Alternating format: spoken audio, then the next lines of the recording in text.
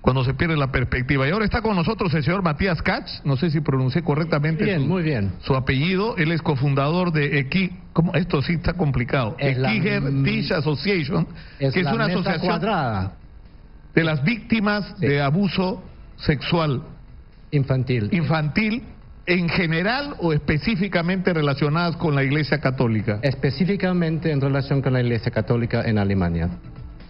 Y fue fundada de alumnos, exalumnos de los colegios jesuitas en Alemania, que desde el año 2010 empezamos a hablar de lo que sufrimos de abusos sexuales de padres jesuitas cuando éramos alumnos de esos colegios. Cuando usted habla y se incluye en el plural de nosotros, ¿se refiere a que usted también fue víctima de abuso? Yo fui víctima, hoy en día ya no me llamo víctima, me llamo sobreviviente y luchador, pero sí fue víctima cuando yo tenía unos 13, 14 años de abuso de parte de los padres jesuitas. Ahora, debe haber sido una experiencia muy dura, porque la relación que uno establece no es solo con el maestro, sino con el representante de la fe y de Dios, ¿no es cierto? Sí, eso...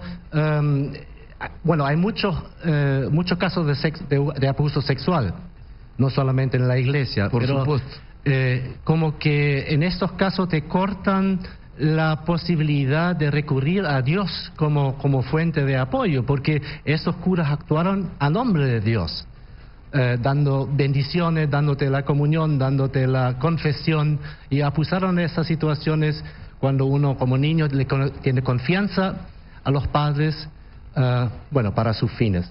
Entonces, claro, ha sido una experiencia muy dura. Durante muchos años yo no he hablado y trataba no de pensarlo.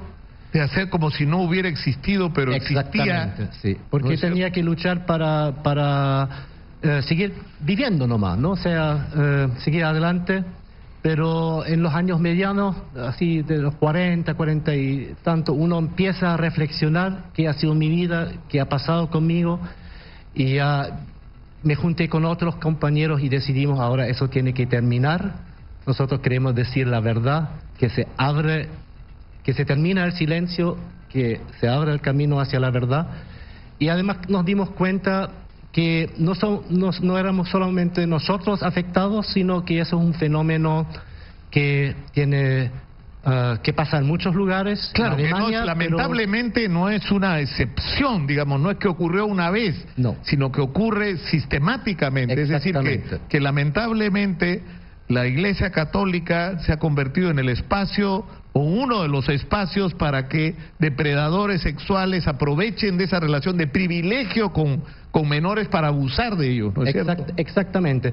Mira, la Iglesia Católica en todo el mundo es la institución con más influencia en el sector educativo. De parte del Estado, por supuesto. El Estado tiene colegio y todo, pero en el sector privado es la Iglesia Católica que tiene miles de casas de huérfanos, tiene decenas de miles de colegios y instituciones educativas en todo el mundo, y por eso esa crisis es tan grave, y no es solamente un caso en un país como en Alemania o en Estados Unidos o en Inglaterra, sino es un fenómeno global que en todos los países donde hay presencia de la Iglesia Católica hoy en día también se encuentran esos casos. Ahora, la señal que ha dado Francisco parece una señal esperanzadora, ¿o no? Porque en Chile no solamente ha pedido perdón, es decir, que parte de conocimiento de que esto está ocurriendo, sino en segundo lugar se ha reunido con las víctimas. Mira, le ha dado un espacio a las víctimas, que también es un cambio significativo. Aquí hay que ver muy bien qué es lo que hizo. Yo reconozco que pidió perdón, pero ¿para qué pidió perdón?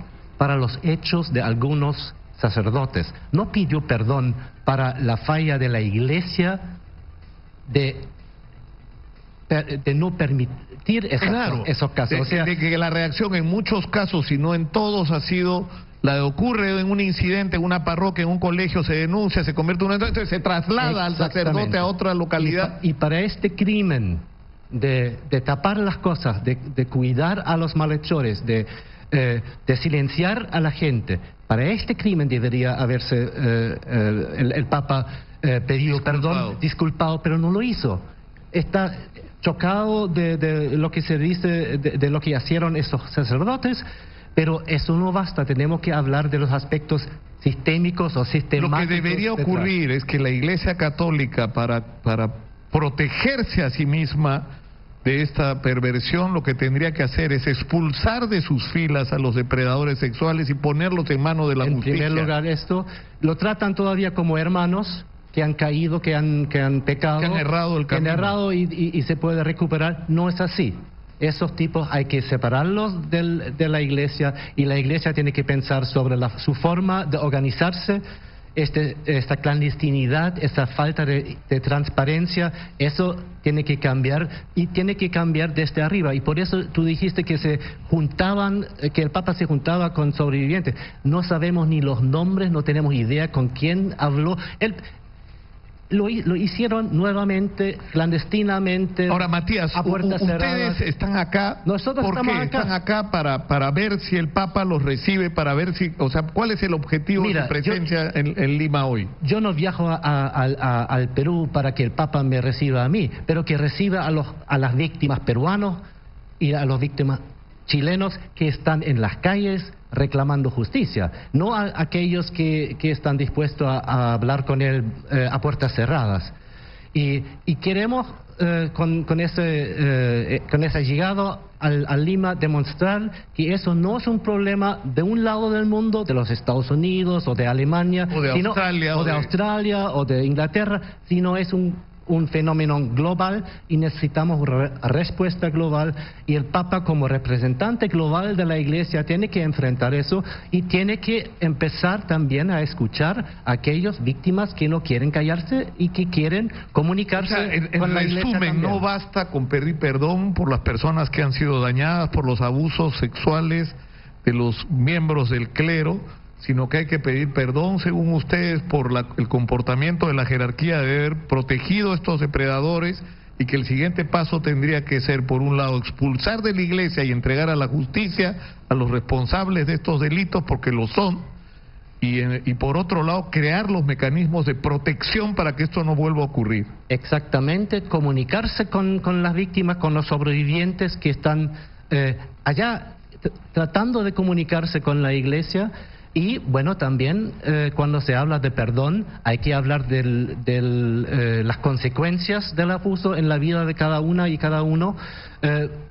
Has tenido gastos para terapias. Claro, las reparaciones. La reparación, la recompensa de lo que se ha hecho en la vida de tantas personas es algo también que hay que hablar con la Iglesia. O sea, el perdón es fácil pedirlo, pero las consecuencias, eso es mucho más duro, y creo que vamos a tener que ver muy cuidadosamente. El Papa es muy bueno en decir muchas cosas, y yo creo que es una persona honesta, pero cuando veo los hechos, ahí hay una enorme discrepancia.